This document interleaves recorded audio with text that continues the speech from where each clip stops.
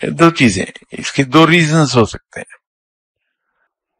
اگر تو میرے جیسا انسان ہے کہ دل میں آلائشیں بھری ہیں، حسد ہے، کینہ ہے، بغض ہے، لالچ ہے، حرص کلام ہے، حرص طعام ہے، خود غرضی ہے، تو دل کو اطمینان نہیں ہوتا. اس لیے کہ جس دل میں آلائشیں بھری ہیں وہاں رب رہتا نہیں.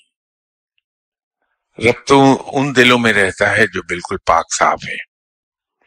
تو ہم اگر اپنے دلوں کو ان آلائشوں سے پاک کر لیں تو اس میں رب بسنے لگتا ہے، تو اطمینان ہو جائے گا. ایک دوسری صورت اور ہوتی ہے، لیکن وہ بڑے نیک لوگوں کا درجہ ہے.